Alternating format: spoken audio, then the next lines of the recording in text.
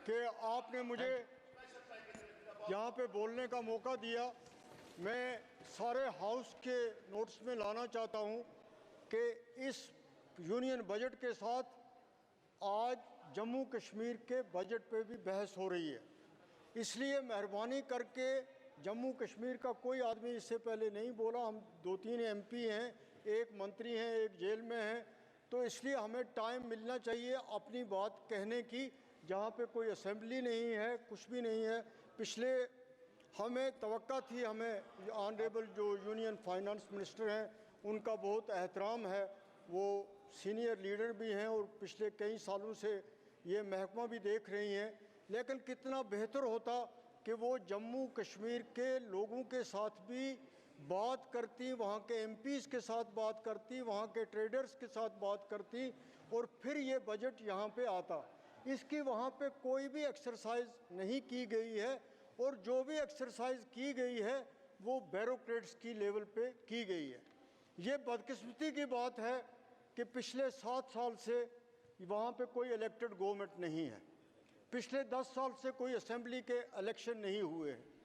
हम एक ब्यूरोक्रेट्स की मर्सी पे हैं, उनके रहम व करम पे हैं। वहाँ करप्शन अपने अरूज पे है, वहाँ दफ्तरी तवालत अपने अरूज पे है, बेरोज़गारी अपने अरूज पे है, महंगाई अपने अरूज पे है। तो ये कितना बेहतर होता कि इन चीज़ों को देखने के लिए इस बजट को यहाँ पेश करने से पहले जम्मू कश्मीर के लोगों को भी, अगर वहाँ के लोगों के साथ भी खुद इसका जायज़ा जो है वो ऑनरेबल फाइनेंस मिनिस्टर लेती तो वो ज़्यादा बेहतर तरीके से इस बजट को समझ सकती। आज इस बजट के बारे में जो यहाँ पे कहा गया कि हम इतना बड़ा पैसा जम्मू कश्मीर को दे रहे हैं, वहाँ असली हकीकत ये है कि कॉन्ट्रैक्टर्स की कई हज़ार करोड़ की बिल्स जो हैं वो पिछले साल की पेंडिंग हैं, उनको अपना पैसा नहीं मिल रहा है, उन्होंने बैंक से लोन लिए हुए हैं। और ये सारा पैसा जो इस वक्त कहा जा रहा है कि हम इस बजट में ये जो दिखा रहे हैं, मुझे नहीं लगता कि पुरानी लाइबिलिटीज़ जो हैं उनको भी वो कवर करेंगे।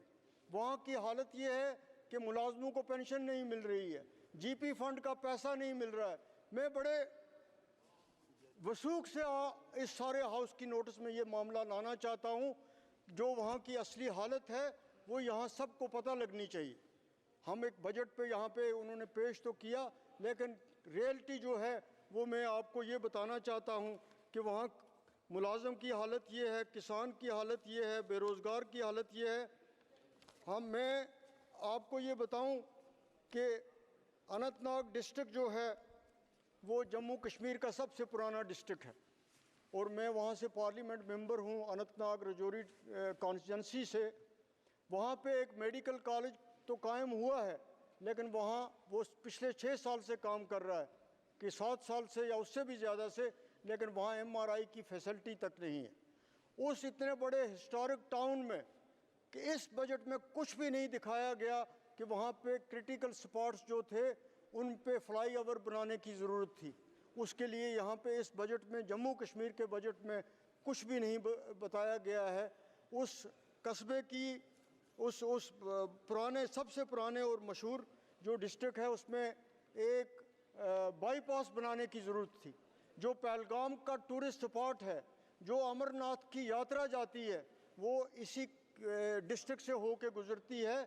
और इतना यात्री और इतने टूरिस्ट जब जाते हैं तो उस डिस्ट्रिक्ट में घंटों जाम रहता है। उसके लिए भी इस बजट में इतने इम्पॉर्टेंट डिस्ट्रिक्ट के लिए कुछ भी नहीं रखा गया। मैं आपकी नोट्स में ये भी लाना चाहता हूँ कि जम्मू कश्मीर में शेर Kashmir institute of medical sciences बहुत अच्छा काम कर रहा था। कश्मीरी डॉक्टर जो हैं वो अपने काम के लिए पूरी दुनिया में मशहूर हैं। जिस लगन और मेहनत से वो काम कर रहे हैं और जिस मेहनत से इस इंस्टीट्यूट को चलाया जा रहा था, अफसोस की बात है, परेशानी की बात है कि जिस तरह हमारी स्टेट ख़त्म की गई, इस तरह उस इंस्टीट्यूट की ऑटोनॉमी भी ख़त्म की गई और आज उसको हेल्थ और मेडिकल एजुकेशन डिपार्टमेंट के अंडर दे दिया गया है। और एक इंस्टीट्यूट जो एक पूरे जम्मू कश्मीर की खिदमत कर रहा था, वहाँ पे पूरे तरीके से काम मुतासर हो रहा है। हज़ारों पोस्टें वैकेंट हैं एक इतने बड़े एरिया में, जम्मू कश्मीर में, जिसको अब आप यूटी कहते हैं, लेकिन हम ये मानने के लिए लफ्ज़ यूटी तैयार नहीं, हम स्टेट की बात करेंगे। वो एक इंस्टीट्यूट जो है उसकी हालत भी ख़राब हो रही है, उसकी ऑटोनॉमी भी ऑनरेबल चेयर ख़त्म कर दी गई है। और इसके साथ साथ जम्मू में आपने एक एम्स बनाया है, आपने उसकी शुरुआत की है, उस फैसले का हम खैर मकदम करते हैं, लेकिन कश्मीर के इंस्टीट्यूट की ऑटोनॉमी ख़त्म करके वहाँ हेल्थ केयर सिस्टम को बहुत ज़्यादा नुकसान किया है।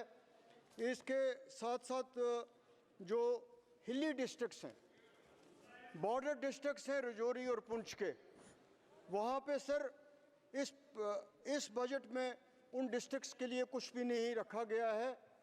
होना ये चाहिए था कि जो ये बॉर्डर डिस्ट्रिक्ट्स हैं, हिली डिस्ट्रिक्ट्स हैं, इनके लिए PMGSY में, PWD में, जल शक्ति में, इन महकमों में ज़्यादा एलोकेशन की जाती। वहाँ सड़क, वो मेरा पार्लियामेंट्री सेगमेंट है, वहाँ इतनी बुरी हालत है सड़कों की, वहाँ उनको हिस्सा नहीं मिल रहा है।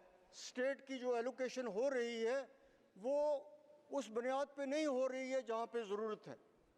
मैं तो ये आपसे कहूँगा कि एक हाउस कमेटी बनाइए, देखिए जो वहाँ पे बीकन के प्रोजेक्ट्स हैं, दोनों बॉर्डर डिस्ट्रिक्ट्स हैं रजौरी और पुंछ के।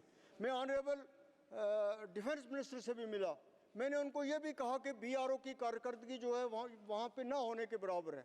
एक 220 किलोमीटर का स्ट्रेच है जम्मू से पुंछ तक का, उसकी बुरी हालत है। तो मैं ऑनरेबल चेयर में आपसे गुजारिश करना चाहता हूँ कि इसी तरह हमारे वहाँ पे कैजुअल लेबर्स हैं, डेली वेजर्स हैं, वो पिछले कई सालों से उनको तनख्वाह नहीं मिल रही है। एक और बड़ा अहम प्रोजेक्ट है, उस पर कोई पेशरफ्त नहीं हो रही है। एक कुलगाम डिस्ट्रिक्ट से रामबन डिस्ट्रिक्ट के साथ, दमाल हांजीपुरा से मोहर के साथ एक सड़क का प्रोजेक्ट था, वो प्रोजेक्ट पिछली सरकार में शुरू हुआ था, उस पर काम बंद पड़ा हुआ है और बहुत ज़्यादा लोग जो हैं वो उस प्रोजेक्ट की वजह से सफ़र कर रहे हैं। कैजुअल लेबर, डेली वेजर्स जो भी हैं, उनको कोई वेज नहीं मिल रहे हैं। इसके साथ साथ एक बात जो है, सुबह मैंने उसके लिए सप्लीमेंट्री पूछने की कोशिश भी की थी कि दिल्ली और श्रीनगर के दरमियान जो हवाई जहाज़ है वो सबसे महंगा है हिंदुस्तान में। अगर वहाँ टूरिस्ट जा रहा है तो उसका मतलब ये नहीं है कि आम आदमी जो है वो ये बेचारा उस पेशेंट है। एक मैं मेंबर पार्लियामेंट हूँ, अगर मुझे इतना किराया रोज़ देना पड़ेगा, आप जो मुझे दे रहे हैं वो तो 1 महीने में 2 महीने में ख़त्म हो जाएगा। और कोई भी एयरलाइंस पे कंट्रोल नहीं है, ख़ास तौर पे जो श्रीनगर और ये रूट है इस पे कोई कंट्रोल नहीं है कि यहाँ पे जो मर्ज़ी है जिस एयरलाइंस की जो किराया वो मुकर्रर करे वो करती है, लेकिन वहाँ पे किसी इंसाफ के साथ काम नहीं लिया जा रहा है।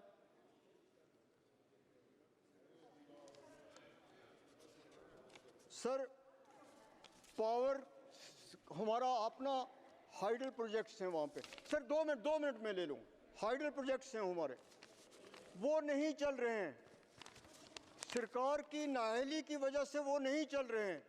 उल्टा बहुत ज़्यादा बिजली फ़ीस जो है वहाँ पे बढ़ाई गई है और बिजली की फ़ीस वसूल करने के लिए FIR लगाए जा रहे हैं। हम एक जमहूरी हिंदुस्तान का हिस्सा हैं।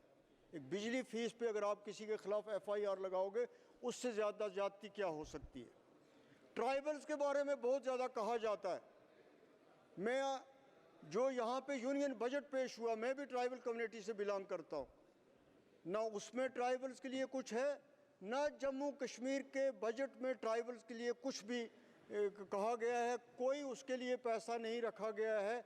और मुझे कोई भी ये नहीं बता सकता है इस सरकार में कि ट्राइबल्स जो हैं उनके लिए क्या हो रहा है। कोई ये हमें बताए कि ट्राइबल का पैसा आया तो कोई 4 किलोमीटर की सड़क बनी क्या, कोई हॉस्पिटल बना उनके लिए, कोई स्कूल उनके लिए बना।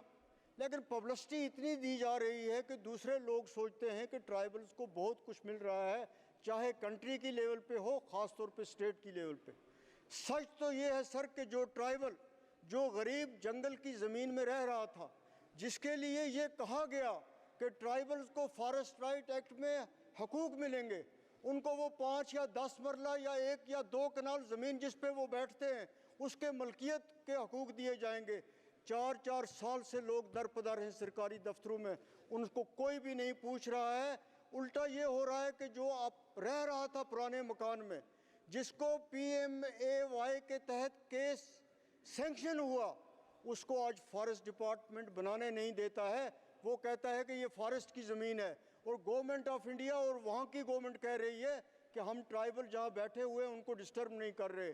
तो जो PMAY केस लेने वाला बेचारा गरीब है, उसको आज अपने मकान के लिए वहाँ पे ज़मीन नहीं मिल रही है जहाँ पे वो 20 साल से रह रहा है, और जो दावे हो रहे हैं वो उसके बिल्कुल मुख्तलिफ हैं। हम ये चाहते हैं कि जम्मू कश्मीर के साथ जो ये नाइंसाफ़ियाँ हैं, सियासी तौर पे हों, ये एडमिनिस्ट्रेशन के लिहाज से हों, फंड्स के लिहाज से हों, डेवलपमेंट के लिहाज से हों, बेरोज़गारी से के हवाले से हों, ये चीज़ें जो हैं ये दूर होनी चाहिए। हमें तवक्का है कि ऑनरेबल